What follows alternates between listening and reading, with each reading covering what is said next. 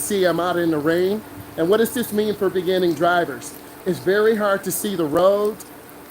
You'll see a lot of puddles out when you're driving. So as a beginning driver, you really need to be mindful of how you're driving and what you're doing.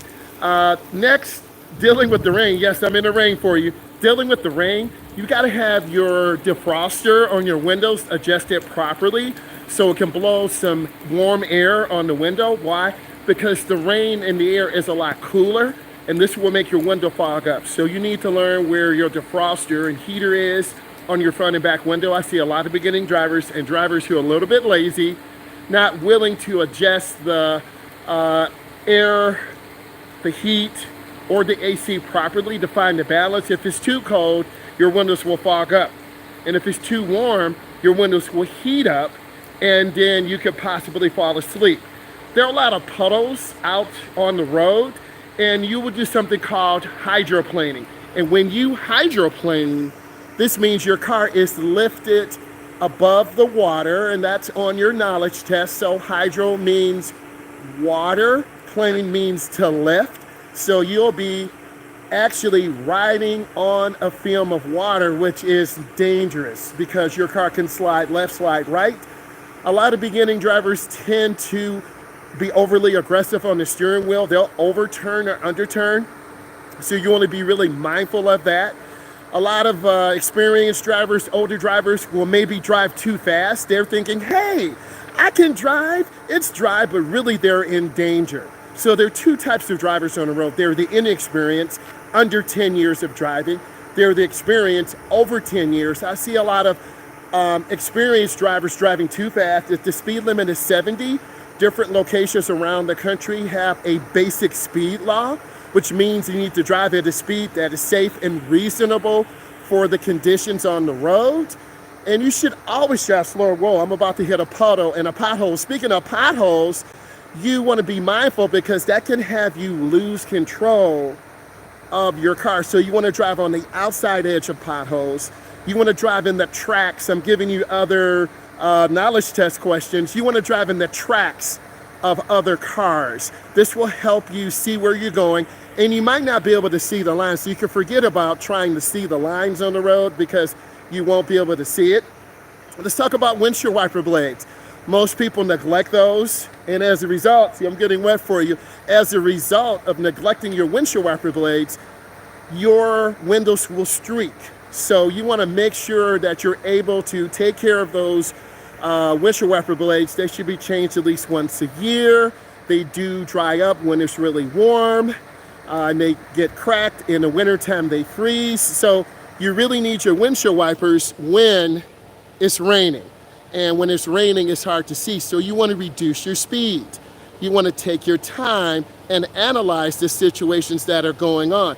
And if you analyze the situations that are going on, you'll be more prepared when you're out here driving in the rain, driving in hazardous conditions, because rain is a hazard.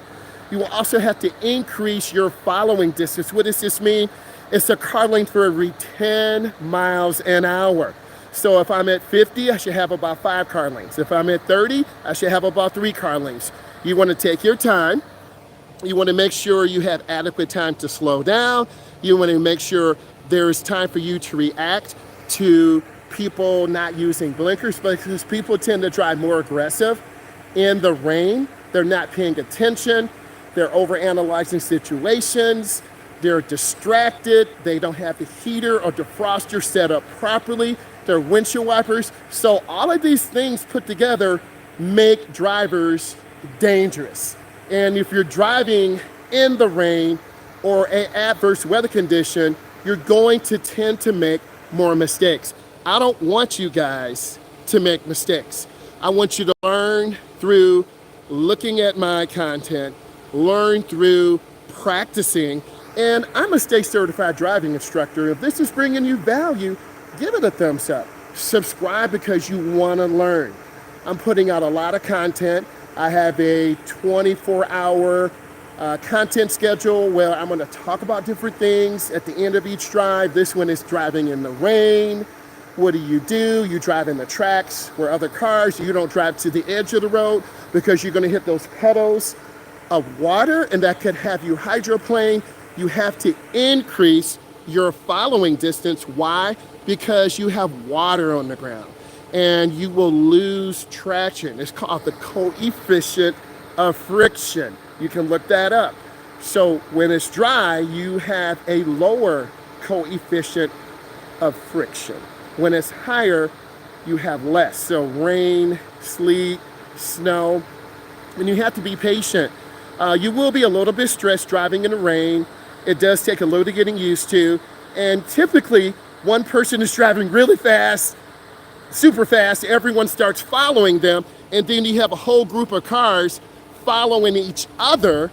And when you have all those cars following each other, you have a pack. It's called a wolf pack of cars. And when you have that wolf pack of cars, these are people who are going to crash and lose control and have accidents. Also, big trucks will kick up water or spray water on you. So you want to turn on your windshield wipers before you get by big trucks. And another tip, don't hang around the blind spots of cars. There are 4 blind spots: left side, right side, front, and back. Stay out of those blind spots to gain a competitive advantage. I'm a state certified driving instructor. I teach teens and adults, and I want to see all of you do well. Leave comments, leave questions. Bye.